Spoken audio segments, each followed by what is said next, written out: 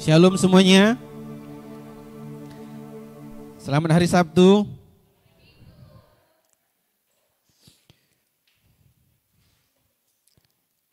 Apa kabar semuanya? Bapak Ibu sehat? Ada yang sakit? Nggak ada. Oh, puji Tuhan. Jadi satu kali ada perkumpulan ibu-ibu. Ada 5-7 orang ibu-ibu lagi berkumpul dan berdoa. Ada satu ibu-ibu yang baru gabung. Nah, ibu-ibu ini sebenarnya bukan orang Kristen baru, tapi jarang aja gabung. Jadi mereka bilang, ibulah bawa doa sebelum kita mulai gitu. Jadi ibu-ibu yang baru ini karena sungkan dipaksa-paksa, dia bilang oke lah mari kita bersatu dalam doa. Jadi mereka berdoa. Ibu ini bilang sebelum kita berdoa mari kita naikkan satu lagu seperti singa. Semua ketawa. Terus karena dia lagi cari-cari, oh kayaknya singa salah gitu kan. Karena kan kita dibilang singa Yehuda. Iya kan? Dia bingung karena semuanya nahan-nahan ketawa gitu, dia bilang, oh saya salah, seperti harimau. Semua makin ketawa. Ada satu ibu akhirnya colek, dia bilang seperti rusa. Ya udah itu pun jadilah.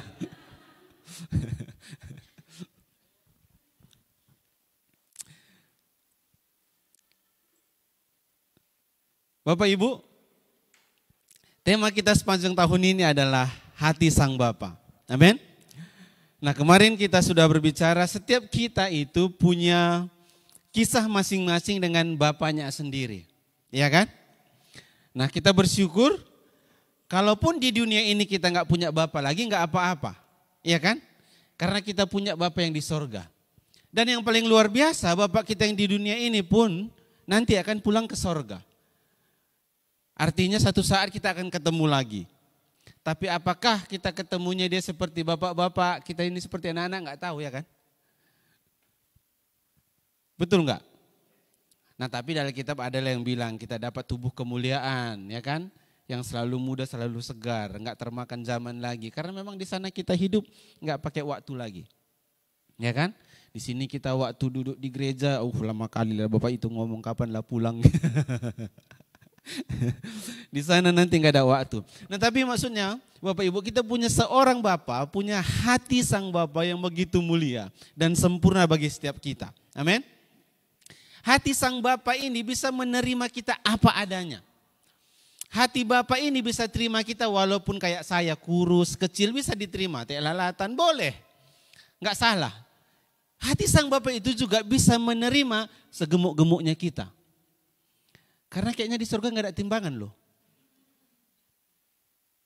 Iya kan? Dan kita pun nggak punya, nggak tahu lah dengan kita semua di sini. Saya nggak pernah kepikiran gitu kalau tubuh kemuliaan itu ada yang gemuk, ada yang kurus nggak tahu. Atau semuanya udah cetakannya sama gitu, udah model pabrikan semua. Nggak tahu. Sebentar lagi kita rasakan. Entah berapa tahun lagi lah. Nah, hari ini saya mau belajar, mengajak kita sama-sama belajar. Bapak Ibu Saudara yang dikasihi Tuhan, melihat hati sang Bapak itu dari versi Bapak kita, Bapak Abraham. Nah, kisahnya ini kita sudah tahu semua kisahnya. Waktu perikopnya itu kan kepercayaan Abraham diuji. Apa ceritanya Bapak Ibu? Sambil kita buka Kejadian pasal 22 ayat 1. Ada yang tahu? Saat kepercayaan Abraham itu diuji? Iya, Ishak akan dikorbankan gitu. Sudah temukan? Baik, kita mulai ayat 2 saja. Nah saya akan bacakan, Bapak Ibu bisa ikuti ya.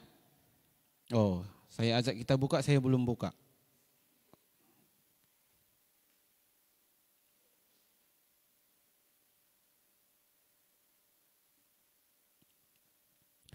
Firman-Nya, ambillah anakmu yang tunggal itu yang engkau kasihi yakni Ishak, pergilah ke tanah Moria dan persembahkanlah dia di sana sebagai korban bakaran pada salah satu gunung yang akan kukatakan kepadamu. Ayat 3. Keesokan harinya pagi-pagi bangunlah Abraham, ia memasang pelana keledainya dan memanggil 2 orang bujangnya berserta Ishak anaknya. Ia membelah kayu juga untuk korban bakaran itu, lalu berangkatlah ia dan pergi ke tempat yang dikatakan Allah kepadanya. Nah Bapak Ibu, menurut kita semua, apakah Abraham ini normal?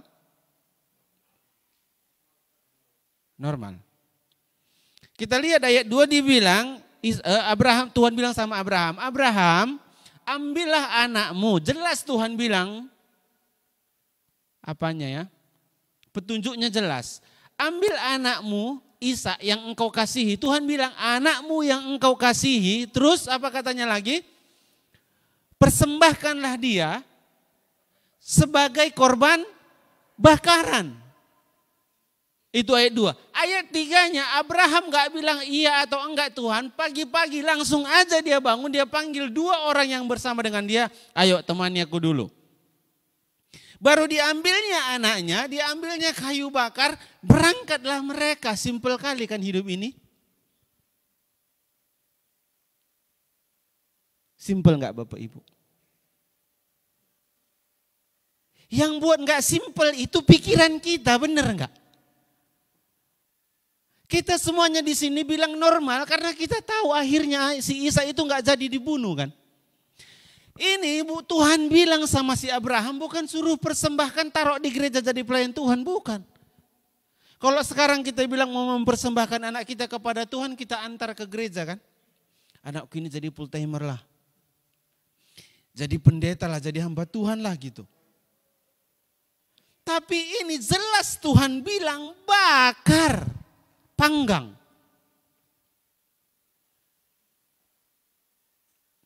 Minta tolong dulu angkat tangan yang bapak-bapak. Ayo bapak-bapak angkat tangan. Ada yang ragu-ragu aku bapak atau enggak ya gitu. Nanti pulang ibadah ini anak siapa mau kita panggang. Langsung bilang, oh bahaya bapak ini. Tapi kita lihat ayat 3-nya. Tadi kan bilang kalau ditanyakan Abraham ini normal, enggak normal, semua jawabnya normal. Tapi dibayangkan di ayat 3-nya enggak ada pernah dia tanya, Tuhan ini kan udah kutunggu-tunggu sekian lama Tuhan janjikan. Udah sampai aku tua, sampai bengkok baru dapat 1 Tuhan minta pula. Jangankan kita lihat Tuhan sebagai Bapa, sebagai Tuhan aja pun yang di dunia ini kejam gak kalau seperti itu?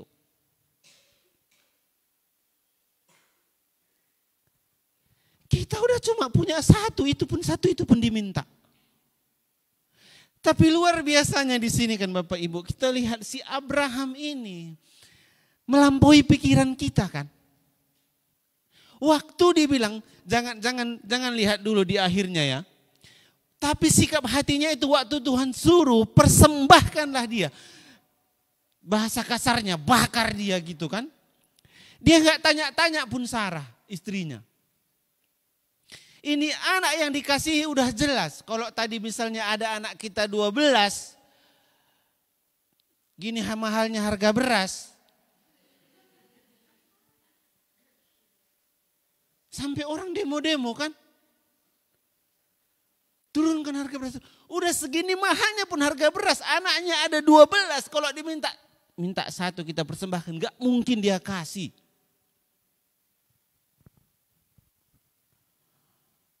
Serius. Dan saya yakin gak ada di sini satu orang tua pun yang berharap anaknya itu pergi tinggalkan dia. Gak ada.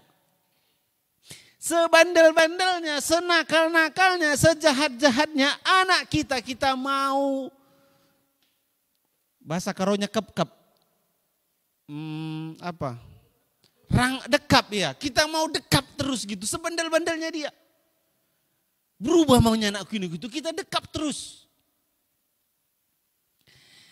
Tapi ini si Abraham ini udah gitu dia satu-satunya dikasih Tuhan bilang serahkan. Gak pikir 2 kali, gak tanya-tanya istrinya.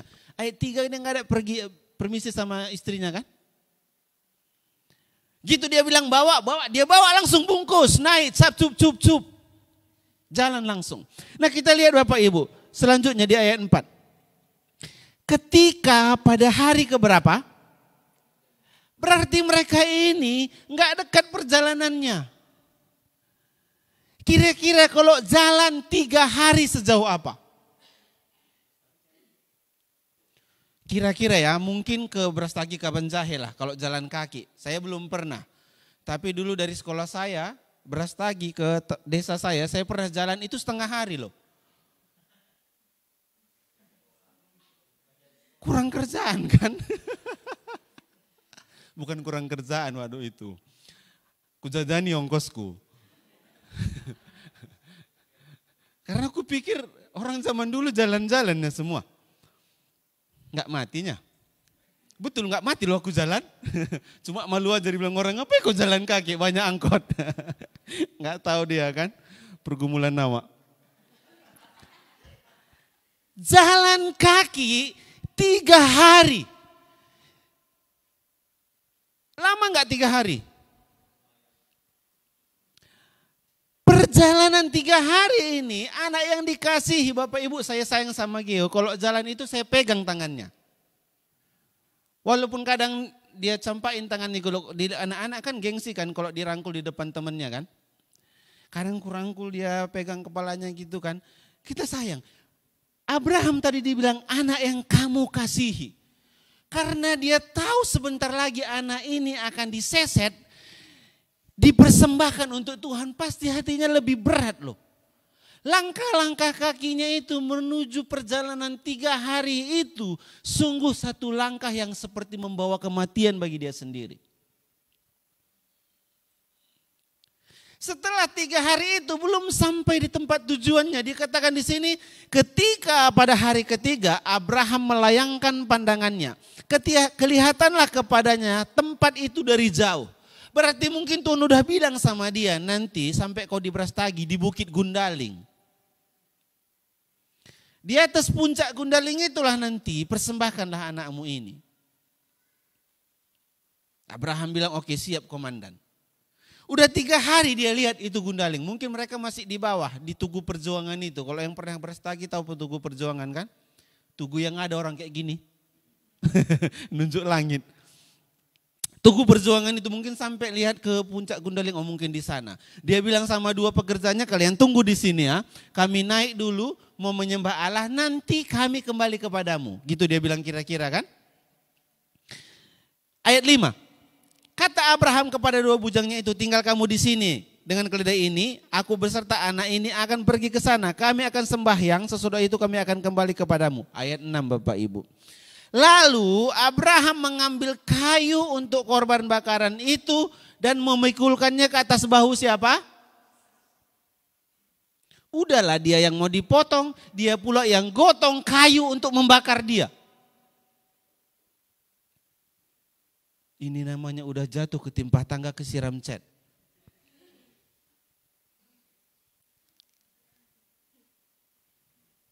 Lanjut dikatakan apa? Udah dinaikkan ke bahunya anaknya, sedang di tangannya, di bawahnya siapa? Ini di tangan Abraham. Di bawahnya apa Bapak Ibu? Api dan pisau. Demikianlah keduanya berjalan bersama-sama.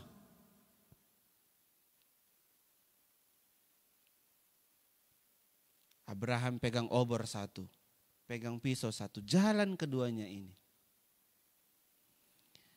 Bayangkan hati Abraham saat itu, waktu mereka jalan 2 lihat muka anaknya, aduh ketawa-ketawa, kau anakku bentar lagi habislah kau. Jalan. Ayat 7 kita lihat, lalu berkatalah Ishak kepada Abraham ayahnya. Bapa, saud Abraham, iya anakku, oh masih disaud lagi ya kan, padahal udah berat kali hatinya ini. Bertanyalah ia, di sini sudah ada api, ada kayu, tetapi di manakah anak domba untuk korban bakaran itu? Abraham ngeles di sini kan, sahut Abraham, Allah akan menyediakan anak domba untuk korban bakaran baginya anakku. Demikianlah keduanya berjalan bersama-sama. Dalam perjalanan kita bersama dengan Bapak kita, banyak gak pertanyaan kita? Banyak. Bahkan ilmu pengetahuan bilang kalau anak yang banyak nanya itu anak yang pintar. Iya. Kadang kita nggak bisa kasih jawaban sama anak kita kan. Tapi Abraham di sini dia kasih satu jawaban yang nanti jawaban itu terjadi di sana. Dia belum lihat. Dia bilang Allah yang akan menyediakan. Kita kembali sebentar ya Bapak Ibu ke ayat yang ke-6. Saya bacakan sekali lagi. Lalu Abraham mengambil kayu untuk korban bakaran itu dan memikulkannya ke atas bahu Ishak. Apakah ini pernah terjadi setelah zaman Ishak? Terjadi kepada siapa? Yesus. Di pihak Allah, Allah melihat peristiwa ini akan terjadi di mungkin 2000 tahun kemudian di zaman Yesus. Pada saat itu, Yesus waktu, kalau kita lihat di film The Passion of Christ ya, waktu dia akan mulai jalan ke Bukit Kalpari, dia dikasih satu balok kayu yang besar berbentuk salib. Dia peluk salib itu. Dalam hati Yesus, kenapalah enggak Ishak dulu yang dibunuh aja, kenapa harus aku sekarang?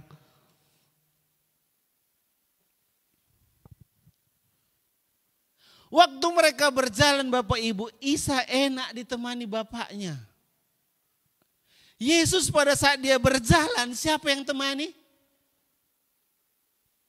Semua hujatan, semua amarah, semua caci maki, itu yang temani Yesus berjalan.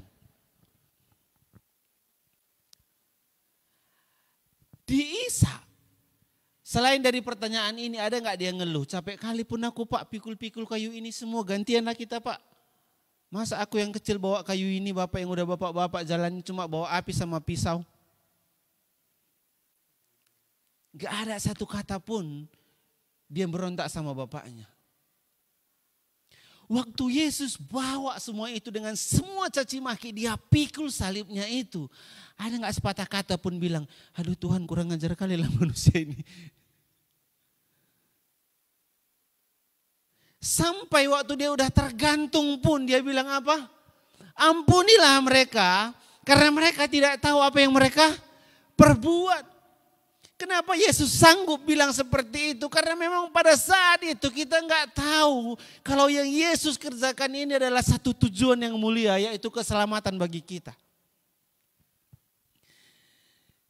Di kisah si Abraham ini kita lihat ada 3 pribadi Bapak Ibu. Ada Allah.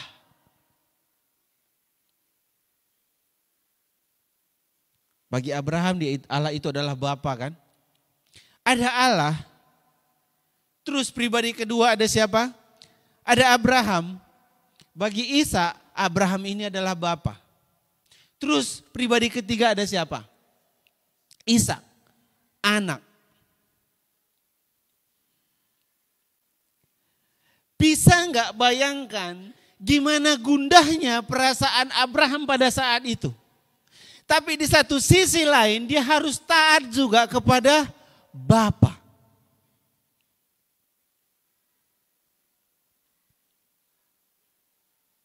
Kita sebagai anak, menurut versi kita sendirilah, kita yang duduk di ruangan ini. Sebagai anak, kira-kira orang tua kita itu beruntung enggak kita anaknya?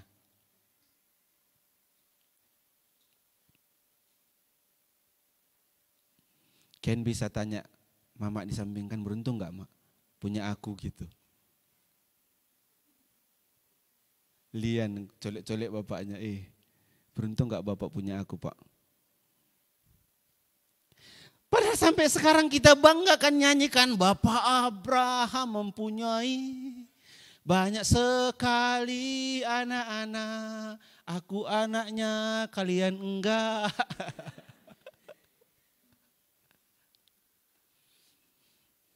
Kita di pihak anak bangga punya Allah itu Bapa kita. Tapi saya yakin Bapak pun bangga mempunyai anak seperti kita, amin. Karena kita anak yang manis, anak yang taat, anak yang dengar-dengaran. Oh haleluya, macam udah sekolah minggu kita.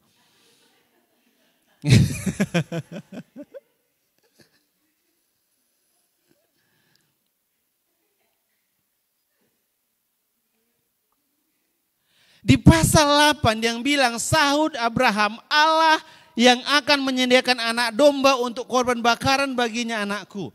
Kita lihat ini satu pewahyuan yang luar biasa kan. Dalam hidup kita ini kita selalu tunggu waktunya Tuhan. Kapan Tuhan, kapan Tuhan, kapan Tuhan, kapan Tuhan, kapan Tuhan. Yang masih muda mikir kapan aku besar Tuhan, kapan aku dewasa, kapan aku kerja, kapan aku bla bla bla bla. Yang udah cukup umur akan mikir kapan aku menikah, kapan aku dapat rumah, kapan aku dapat ini. Yang sudah menikah pikirnya apa?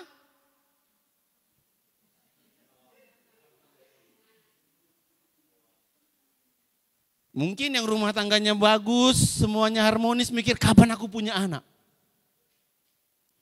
Yang kurang harmonis, kenapalah aku menikah? Tapi di sini nggak ada yang gitu, ya kan? Tapi di sana situ banyak. Semuanya kapan, kapan, kapan, kapan. Pertanyaan itu kan tadi kita bilang kan anak yang pintar banyak nanya kan. Pasti kita pun banyak tanya bapak kita.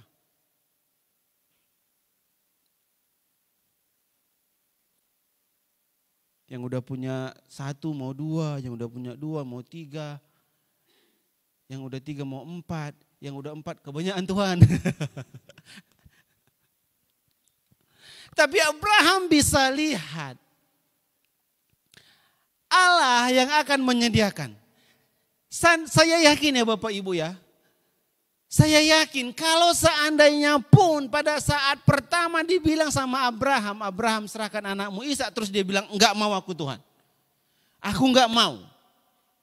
Tuhan marah enggak sama dia? Saya yakin pun enggak.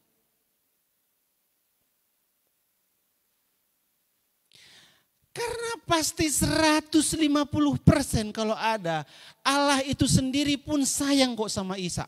Karena dia yang janjikan nanti melalui keturunanmu, melalui satu orang ini akan menjadi begitu banyak orang kan. Janji Tuhan, seperti bintang di langit, seperti pasir di laut, demikianlah keturunanmu. Tuhan gak akan mungkin ambil si Ishak ini. Tuhan pun sayang sama dia. Hal yang sama Bapak Ibu, kalau Allah itu Bapak itu sayang sama kita, masa sih gak sayang sama anak kita? Kalau Allah itu Bapak itu menyertai kita sehingga semua kehidupan kita dicukupi, masa sih anak kita akan terlantar? Iya kan? Karena kita ini anak dan anak saya bukan cucunya Tuhan. Anak saya ini juga adalah anaknya Tuhan. Jadi hak kita di hadapan Tuhan itu sama. Amin. Ayat 9 bilang, sampailah mereka di tempat ini dikatakan Allah. Lalu Abraham mendirikan mezbah di situ. Disusunnyalah kayu. Nah, ini yang ekstrimnya ini Bapak Ibu. Saya nggak tahu apakah Ishak saat itu udahlah diikat-ikat aja lah gitu. Disusunnyalah kayu, diikatnya Ishak anaknya itu dan diletakkannya di mezbah di atas kayu api. Kalau aku anaknya, kalau aku si Ishak nggak akan ada ayat ini.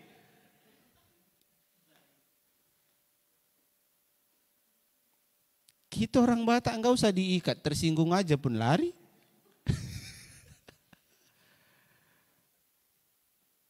Kau pikir di rumah mini aja kok cuman aku bisa hidup gitu kan? Masih banyak di luar sana yang bisa aku kerjakan. Terbayang gak kita Bapak Ibu waktu kita baca ini, coba bayangkan peristiwa hari hanya itu. Dia ambil tali, diikat, dibelit lah mungkin kan supaya enggak gelepar-gelepar nanti. Karena kan disembelih dulu. Maaf cakap kita sembelih domba aja atau B2 aja bising kan? Cari caranya kayak mana. Kalau B2 masih dikerencang-kerencang tusuk ketiaknya katanya. Ketiak kanan atau kiri ya. Gak tahu di mana dekat jantungnya lah. Tusuk ketiaknya kenakan ke jantungnya gitu biar enggak bising-bising baru diseset. Kalau teman-teman kita yang di sana kalau enggak disembelih enggak boleh makan daging kan? Makanya pun ayam potong pun dibeli makanya mereka mau orang muslim yang jualan karena harus disembelih. Ada doanya gitu. Kita kan enggak. Diropuk pun kepalanya jadi. Krekek jadilah itu. Jadi Abraham ini udah diikat, dinaikkan ke kayu, cetrak, naik ke kayu. Ambil pisau. Masa si Ishak nggak nanya lagi saat itu? Masa si dia engge-engge aja diikat, ikat nah, ya udahlah. Mau kau potong nah. Apa takut? Mati kubur. Makanya aku bilang kalau kita orang Medan yang jadi Ishak nggak terjadi ayat ini. Karena di ayat 10-nya dibilang seperti ini. Sesudah itu Abraham mengulurkan tangannya lalu mengambil pisau untuk menyembelih.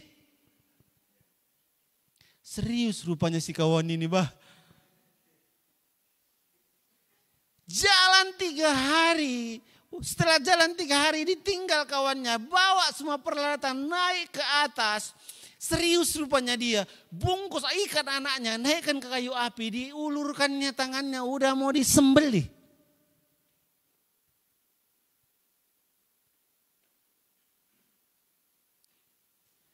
Kalau kita lihat kepada hatinya Abraham saat itu.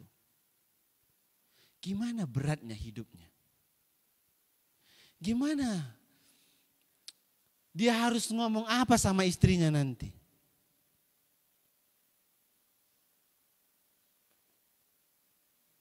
Atau mungkin istrinya bilang, udahlah sama mau aja Tuhan itu, gak usah lagi bawa sama aku gitu kan. Udah dijanji-janjikan tapi diambil. Tapi kita nggak tahu. Tapi yang saya yakini adalah perasaan Abraham saat itu betul-betul gundah. Tapi lebih dari itu dia tahu kalau bapaknya itu nggak akan pernah mengecewakan. Dia tahu kalau bapaknya itu bisa bertindak di luar dari nalar kita. Mungkin aja pada saat itu Abraham mikir bapaknya itu pesulap. Udah dipotong, dibakar, bim salah bim tuing, bangkit lagi dia. Halo Pak. Mungkin dia pikir gitu. Tapi dia ikutin aja 100% waktu dia bilang sembeli, dia mau sembeli betulan.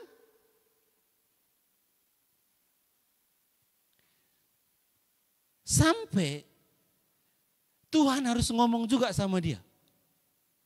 Abraham, jangan kau potong. Itu rupanya yang maksudku, ada di situ kambing, lengket-lengket, itu lambil. Saya waktu bahas firman Tuhan ini kan, kemarin saya ada sharing ayat di Yesaya itu tentang sarang burung.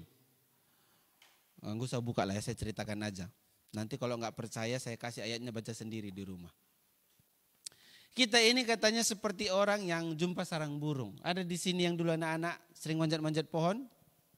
Ada lah ya, dulu kita kan suka gitu. Sekarang yang udah nggak ada lagi burung, udah ganti gedung semua, nggak ada lagi tempatnya. Nah dulu saya manjat-manjat pohon, ada sarang burung di sana, ada ketemu anak burung. Masih kecil, belum bisa terbang gitu, belum ada bulunya. Ciak. Saya bawa, terus bawa ke bawah itu, bawa ke rumah, buatin sarangnya itu dari sangkar-sangkar. Terus si burung ini digiling nasi gitu kan karena masih kecil, disuapin, kasih minum. Senanglah si burung ini. Burung ini bilang, enak kali lah aku hidup bah, gak perlu kerja dapat makan gitu, disuapin. Iya, bahkan kadang kalau kita tahu burung ini burung mahal, kita kasih juga susu. Biar bagus badannya gitu. Senang kali burung ini kan, dapat susu gratis, mamaku di sana terbang-terbang capek-capek, aku dipelihara. Gak tahu sih burung ini gitu, dia udah besar, dewasa, mulai belajar terbang, kita antar ke pajak. Makanya ada toko hewan kan. Dari mana dia dapat itu semua? Orang-orang yang gitu. Antar ke sana jual, habislah kau.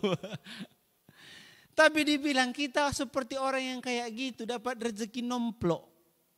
Kalau kita lagi panjat itu, dapat sarang burungnya yang ada telurnya di sana, telurnya pun kita ambil. Padahal segini-segininya telur burung kan. Itu pun tega kita makan, cetelek.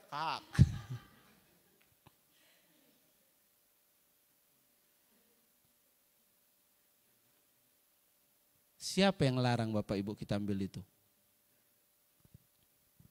Enggak ada kan? Tapi kalau kita bayangkan si induk burung ini lihat anaknya kayak gitu. Masih telur, kita pecahin, kita tenggak. Dia bilang, oh Tuhan Yesus, kurang asamnya ini manusia. Tapi kata firman itu, demikianlah tangan kita ini kita ulurkan untuk ambil sarang itu. Kita enggak ngapa-ngapain dapat rezeki nomplok aja kan. Abraham, Ishak dan Allah saat itu tiga-tiganya mereka lagi buntu otaknya. Kayak nggak tahu mau ngapain gitu. Si Abraham nggak tahu bagaimana menghadapi Ishak dan harus taat sama Tuhan. Si Ishak pun saat itu nggak tahu lagi mau bilang apa. Mungkin di pikirannya hanya, kenapa bapakku ini kok stres? Makanya dia nggak ngomong lagi, udah diikat gitu, dinaikkan ke kayu api, udah tinggal seset, dia diem aja, udahlah pasrahlah aku.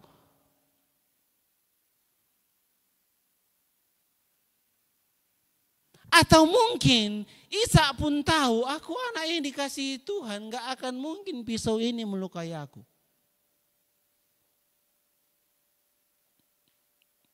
Makanya tadi di awal saya katakan Bapak Ibu, apakah kita ini anak yang orang tua kita itu beruntung karena punya anak kita gitu. Jawab dengan versi masing-masing kan. Karena dalam hal ini pun Ishak bisa ikuti semua langkah-langkah Abraham itu karena dia kenal siapa bapaknya. Itu alasannya tadi kenapa aku bilang kalau aku di posisi Ishak itu ayat ini gak akan terjadi. Karena aku gak kenal Abraham, lari aku langsung cabut. Tapi karena dia kenal bapaknya, dia tahu siapa ini Abraham. Abraham ini begitu mengasihi dia, sayang sama dia. Bahkan mungkin rela mati untuk dia. Dia berpikir dalam hatinya, enggak akan mungkin si bapak ini mencelakai aku.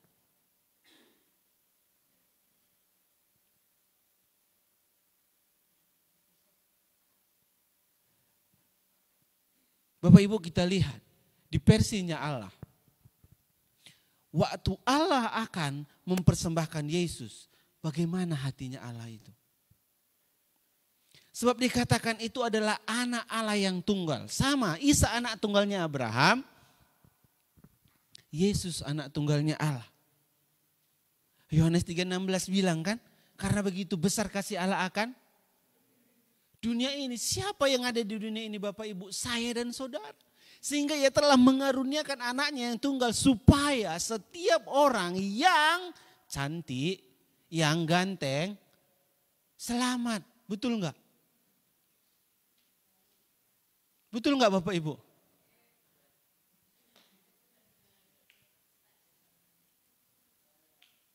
Bayangkan, ini Abraham harus uji. Kalau kita lihat perikopnya ini kan kepercayaan Abraham diuji kan. Abraham itu supaya percaya diuji dulu. Kita untuk selamat hanya modal percaya.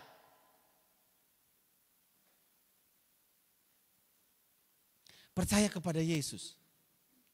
Dan dikatakan kepercayaan kita itu bukan percayaan yang kosong Bapak Ibu. Ini pengharapan kita akan kemuliaan di hidup kita yang kemudian. Amin. Mari kita lihat sebentar. Ibrani 10 ayat 12. Waduh, saya sudah panjang lebar masih jam 11:10. Jadi sabar, dengar aku ngomong 1 jam lagi. Apalagi ini kita ibadah terakhir di sini, kita bernostalgia lama-lama ya. Nanti jam 5 semua baru pulang.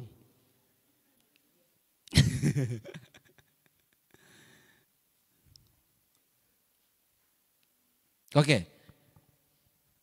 Firman Tuhan berkata, tetapi ia setelah mempersembahkan hanya 1 korban saja karena dosa, ia duduk untuk selama-lamanya di sebelah kanan Allah. Nah jadi waktu kita lihat Allah itu persembahkan Yesus, Allah tahu ini korban sekali untuk selamanya. Dan Yesus pun tahu aku memang harus lakukan ini walaupun berat. Nah kalau kita lihat Ishak, dia hanya bertanya kepada Abraham pada saat itu di mana dombanya. Tetapi Yesus di Taman Getsemani pada saat malam sebelum dia diserahkan, dia bilang apa Bapak Ibu? Bapak kalau bisa gak usah jadilah berat kali ini. Gitulah kira-kira kan. Tapi dia bilang bukan kehendakku yang jadi, biarlah kehendakmu yang jadi. Dia menyerahkan hidupnya. Yesus yang dia tanggung jauh lebih berat daripada pengorbanan yang Ishak tanggung pada saat itu. Next, ayat 13. Dan sekarang ia hanya menantikan saatnya di mana musuh-musuhnya akan dijadikan tumpuan kakinya. Ini sudah terjadi belum? Sudah, waktu Yesus bangkit dari kematian, sebelum dia bangkit ada waktu 3 hari kan. Dia masuk ke penjara, ambil kunci alam maut itu, dia sudah kalahkan iblis. Ayat 14. Sebab oleh satu korban saja ia telah menyempurnakan untuk selama-lamanya mereka yang ia kuduskan. Siapa yang dikuduskan? Yesus. Kita Bapak Ibu. Jadi kalau Abraham dan Ishak pada saat itu tujuannya hanya untuk menguji kepercayaan Abraham. Tapi yang Yesus lakukan bukan hanya untuk ujian. Tetapi yang Yesus lakukan adalah untuk keselamatan setiap kita sekali untuk selamanya. Sudah tersedia. Dan kita sudah dikuduskan. 15. Dan tentang hal itu Roh Kudus juga memberikan kesaksian kepada kita. 16. Sebab setelah ia berfirman, inilah perjanjian yang akan kuadakan dengan mereka sesudah waktu itu. Ia berfirman pula, aku akan menaruh hukumku di dalam hati mereka dan menuliskannya di dalam akal budi mereka. Hukum apa yang Tuhan kasih kepada kita sekarang? Apa hukumnya? Kalau kamu baik, aku pun baik. Kasih. Tapi tahu nggak hukum kasih itu kadang jauh lebih berat kan Bapak Ibu? Sebab ada di ayat yang lain Yesus bilang, kasihilah siapa? Musuhmu. Karena kalau kamu hanya mengasihi orang yang mengasihi kamu, apa gunanya orang luar pun berbuat seperti itu? Di sini kadang kita nggak sanggup. Betulan kan? Saya sering bilang, untuk mengasihi orang yang gak kita kenal, bisa gak? Bisa, tapi gak usah kenal. Gitu kita kenal secara pribadi, langsung kita bilang, oh gitunya kau. Udah aku kasih 2, aku ambil 3. Tetapnya kau yang untung. Tapi Yesus bilang kasihilah musuhmu. Gampang gak mengasihi musuh? Enggak gampang. Kalau ada orang yang ngomongin kita semalam aja kita salah dengar. Belum tentu yang dia omongnya buruk tentang kita. Tapi kita salah dengar. Langsung enak gak perasaan kita? Langsung enak kan? Enak kali kalian ngomongin aku ya. Baik kali kalian.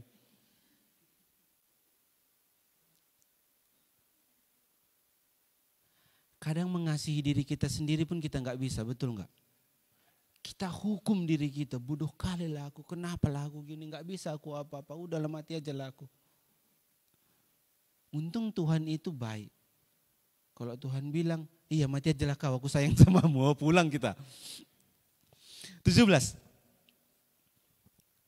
Dan aku tidak lagi mengingat dosa-dosa dan kesalahan mereka. 18. Jadi apabila untuk semuanya itu ada pengampunan, tidak perlu lagi dipersembahkan korban karena dosa. Bapak Ibu sekarang siapa yang ingat-ingat dosa? Kita kan. Terus kita pakai alasannya siapa? Tuhan. Kau berdosa kau ya, dihukum Tuhan kau sebentar lagi kau tengok. Padahal Tuhan gak ingat lagi. Kita masih ingat.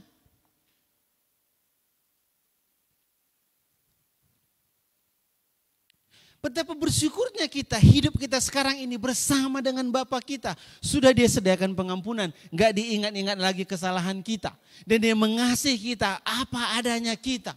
Gak peduli mau warna kulit kita kuning, hitam, putih, abu-abu, semua Tuhan sayang. Iya kan? Dan waktu Tuhan bilang sayang sama kita, bukan hanya sayang itu dalam waktu senang gitu. Dalam semua area Tuhan bisa sayang kepada kita, dalam semua bentuk kita lah, dalam semua perasaan kita, dalam semua emosional kita. Tuhan gak terpengaruh dengan itu. Sampai sekarang. Nah memang kembali Bapak Ibu, kadang kita karena di dunia ini dibatasi dengan tubuh manusia. Kita melihat kalau kita katakan Bapak, kita melihat Bapak kita yang di rumah. Waktu kita nggak dapat bayangan yang baik tentang Bapak di rumah, kita ngerasa Bapak di surga itu seperti Bapak kita yang di rumah. Mungkin Bapak kita yang di rumah saking sibuknya kerja, pergi pagi pulang pagi, pergi pagi pulang pagi. Mungkin ibu kita pun seperti itu. Akhirnya anak-anak kita ciptakan lagu semua kan? Setiap hari papa sibuk sekali, dalam hatiku mama juga begitu. Tapi waktu kita melihat kepada Allah, kita terbatas dengan apa? Pandangan, kita nggak lihat Allah kan? Kita terbatas dengan fisik kita. Padahal kalau kita lihat kepada apa yang dilakukan Abraham kepada Isa, Allah kepada kita, kasih yang begitu luar biasa. Perhatian yang begitu luar biasa.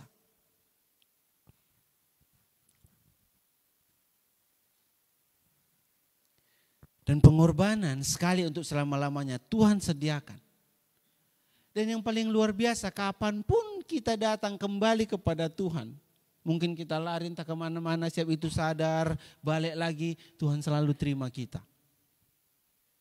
Kapanpun asal kita mau, Tuhan siap terima kita. Kita lihat lagi sebentar 1 Yohanes pasal yang keempat.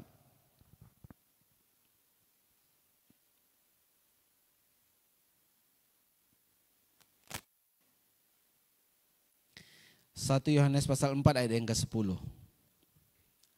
Boleh kita baca sama-sama? 1, 2, 3 ya.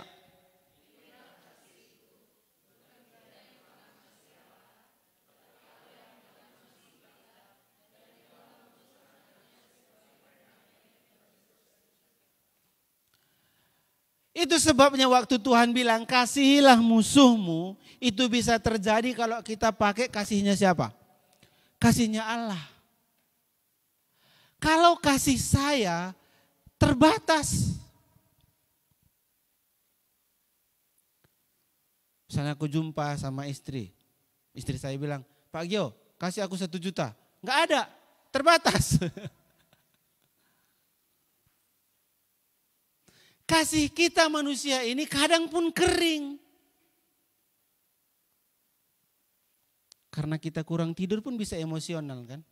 Bisa marah-marah. Enggak mengasihi hanya karena kurang tidur. Terbatas sekali kita manusia ini. Bisa hanya gara-gara enggak sengaja tersenggol, hilang kasihnya. Padahal enggak sengaja, enggak ada maksud gitu. Atau enggak sengaja misalnya, enggak sengaja, enggak tengok terus enggak saling tegur sapa. Hilang kasihnya. Makanya firman Tuhan bilang inilah kasih itu, bukan kita yang telah mengasihi Allah, tetapi Allah yang telah mengasihi kita. Dan karena kasih itu dia mengutus anaknya sebagai apa? Pendamai dosa. Karena sebelumnya, sebelum ada pendamai ini, kita ini adalah musuhan dengan Tuhan. Kita nggak bisa dekat-dekatan. Jadi dulu cara kita untuk mendekat kepada Tuhan adalah bawa kambing domba. Paling enggak sekali setahun. Kalau kita orang yang enggak kaya, tetean. Tetean kumpulin duit yuk, beli domba yuk. Baru kita bawa. Ini perwakilan dosa dari keluarga Herman Tobing. Baru si imam ini taruh tangannya di atas. Di atas si domba ini dan bilang, dalam nama Yesus, semua dosa-dosa mereka dipindahkan kepada domba ini. Baru disembelih dombanya. Setelah itu kita pulang lakukan dosa lagi, musuhan lagi.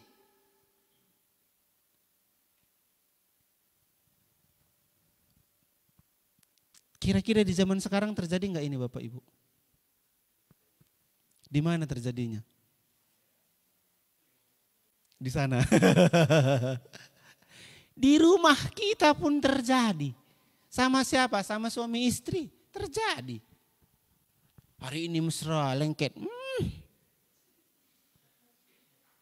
Jalan bergandengan tangan. Tanggal 1, tanggal 2, tanggal 3, tanggal 15 mulai. Udahlah. Tapi balik tanggal 1, wow. Sepanjang jalan kenangan, kita selalu bergandeng tangan. Kalau di rumah kita pun kita hanya mengandalkan kasih, kita manusia akan seperti itu. Akan ikut tanggal, akan ikut perasaan, akan ikut emosional. Tapi kalau kita di dalam rumah tangga kita, kasihnya itu kasih Yesus selama-lamanya Bapak Ibu. Kita nggak lihat lagi kekurangan pasangan kita itu sebagai kekurangan dia. Tapi kalau pasangan kita kurang, kita rasanya sama-sama kurang. Enggak enak lah Pak, lebih enak di rumah tangga itu saling menyalahkan. Iya kan? Lebih enak. Kaunya yang salah, kaunya yang salah, kaunya yang salah gitu. Biar panas sedikit. Tapi benar, kalau kita betul-betul berdasarkan kasih Allah ini, kasih Bapa ini yang telah memperdamaikan kita. Di rumah tangga itu enggak perlu ada pengorbanan apa-apa untuk bisa harmonis ya. Udah cukup pengorbanan Yesus. Next. Saudara-saudaraku yang kekasih. Udah dibilang kita ini kekasih. Jikalau Allah sedemikian mengasihi kita, maka haruslah kita juga saling. Coba lihat samping kanan kirinya. Jangan dilihat aja, bilanglah aku mengasihimu. Unangi bolang-bolang. Jangan cuma dipelototin.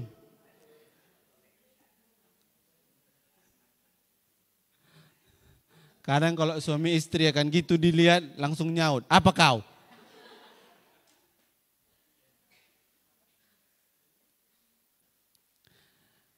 Kadang nggak direncana-rencanakan pun bisa terjadi Bapak Ibu. Namanya kita manusia kan? Kan banyak yang bilang dulu pepatah-pepatah kan lagi pacaran, dipegang lah ini si cewek. Tersandung, aduh, sakit, apanya yang sakit? Padahal sendalnya yang kena. Udah berumah tangga. Terbalik ini si ibu kedebab. Bukan ditolong, diceramahin. Mana kau taruh matamu, ha? Jalan kau tidak pakai mata. Besok-besoknya istrinya ambil matanya taruh di bawah. Secara manusia itu terjadi. Tapi dikatakan ini, saudara-saudaraku yang kekasih, jikalau Allah sedemikian mengasihi kita. Kalau Bapa itu begitu mengasihi kita, kenapa susah kali kita bilang aku mengasihimu? Iya kan? Next. Tidak ada seorang pun yang pernah melihat Allah. Saya yakin pun kita di sini belum pernah lihat ya. Atau ada yang pernah melihat Allah? Enggak ada, samalah kita, aku pun belum. Nantilah itu kita lihat sama-sama. Jika kita saling mengasihi, Allah tetap di mana? Di dalam kita. Dan kasihnya sempurna di dalam kita. Berarti kasih Allah itu akan menjadi sempurna di dalam kita. Demikianlah kita ketahui bahwa kita tetap berada di dalam Allah dan Dia di dalam kita. Ia telah mengurniakan kita mendapatkan bagian di dalam Roh-Nya. Jadi kita tahu sebagai satu keluarga besarnya Allah. Kita ada di dalam keluarga ini kalau kita tetap saling mengasihi. Domba Bapak Ibu, sekalipun mereka lemah, kalau mereka tetap di dalam kawanannya, tetap di dalam gerombolannya, di dalam kumpulannya, mereka susah dimangsa. Tapi kalau udah mulai satu domba ini pateng-tengan. Udah mulai satu domba ini bilang, rumput di sana lebih hijau, ke sanalah aku dulu. Yang lain bilang, jangan, sini aja kita. Enggak, sebentar aja nyaku. Nanti jam-jam 3 udah balik, aku tunggulah. Ada istilah bahasa Indianya. Ikrai madakrai ikrai pacai.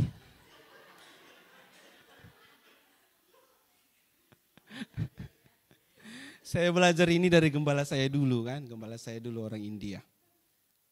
Artinya ada satu sapi di sini lagi makan.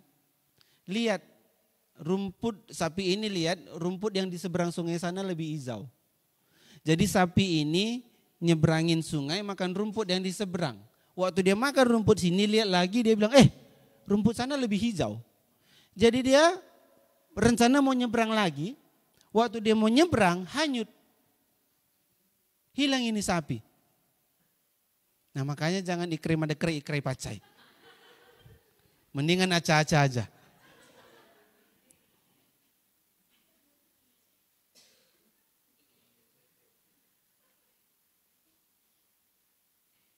Amin. Lanjut.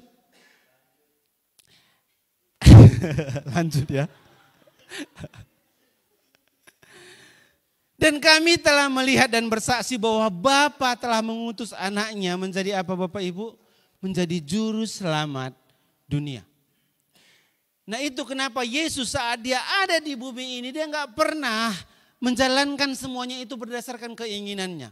Dia selalu bilang apa yang aku sampaikan kepadamu ini aku terima dari Bapa. Artinya dia bilang Bapa yang suruh aku lakukan ini. Dia selalu menunjukkan kepada kita Bapa. Dan itu alasannya kenapa Yesus nggak pernah bilang akulah Tuhan sembahlah aku. Dia mau semua kita ini kembali melihat Sang Bapa. Dia mau semua kita ini kembali melihat grand design yang dibuat Allah ketika pertama kali dia menciptakan Adam dan Hawa. Yesus sedang memulihkan kita ke area itu. Yesus sedang merestorasi setiap kita kembali kepada settingan awal ketika Tuhan ciptakan dunia ini.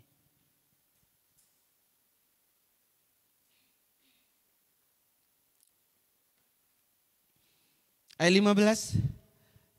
Barang siapa mengaku bahwa Yesus adalah anak siapa? Anak Allah. Allah tetap berada di dalam dia dan dia di dalam Allah.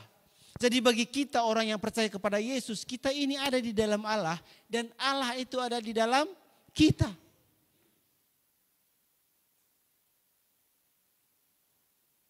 Makanya firman Tuhan bilang kalaupun kamu marah jangan tunggu sampai matahari terbenam baru selesaikan amarahnya.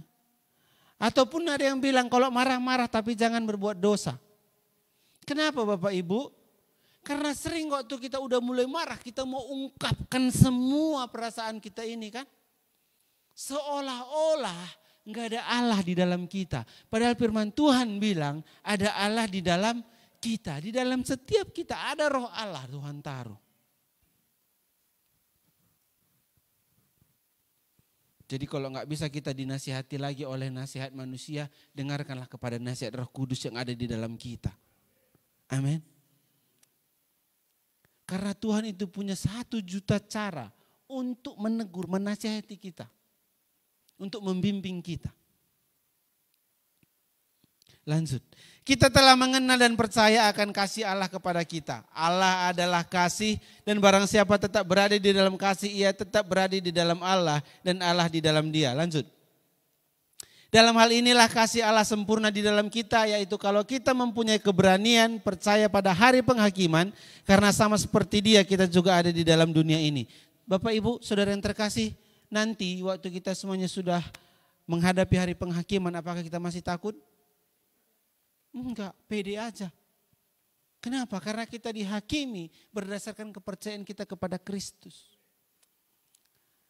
Bagaimana Allah menghakimi Allah yang ada di dalam kita? Mungkin enggak. Karena di ayat sebelumnya bilang kita ada di dalam Allah, Allah ada dalam kita. Jadi bisa enggak hakim itu menghakimi dirinya? Enggak kan? Harus hakim yang lain. Puji Tuhan, enggak ada hakim yang lain selain Allah. Jadi waktu hari penghakiman itu tiba, selama kita ada dalam Kristus, selama kita menjadi anaknya Allah, enggak apa-apa dihakimi. Ayo aja. Soalnya kita aman di dalam Kristus. Di dalam kasih tidak ada ketakutan. Kasih yang sempurna melenyapkan ketakutan. Sebab ketakutan mengandung apa? Hukuman. Dan barang siapa takut, ia tidak sempurna di dalam kasih.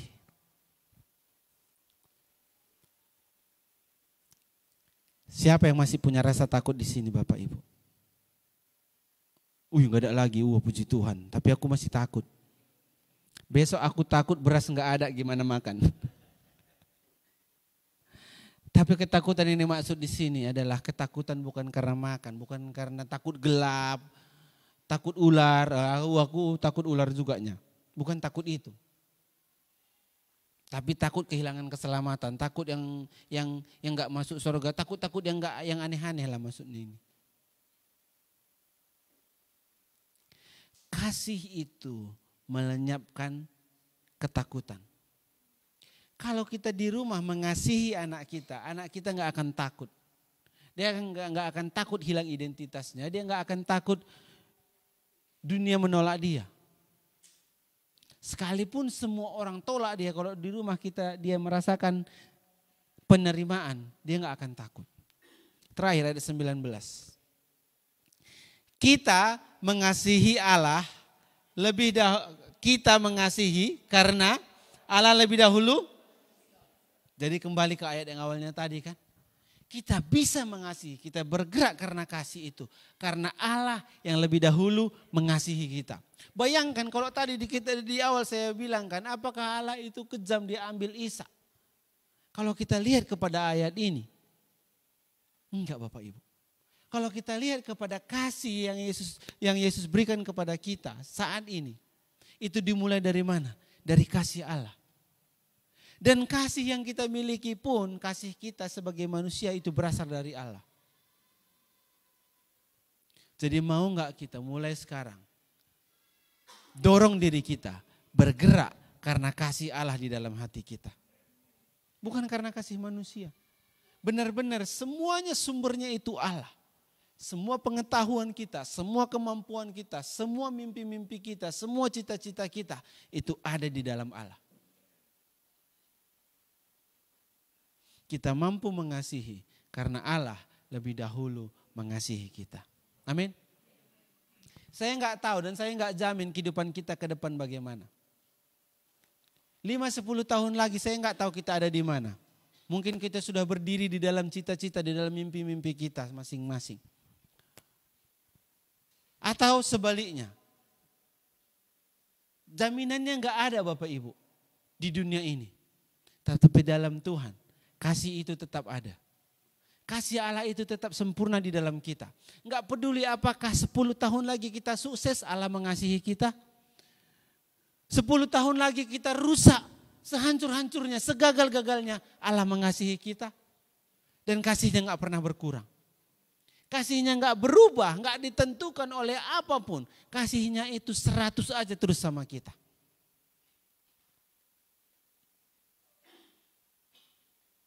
Dan maukah kita membagikan kasihnya ini kepada orang-orang di luar sana yang belum pernah tahu kalau kita punya Bapa yang begitu mengasihi kita.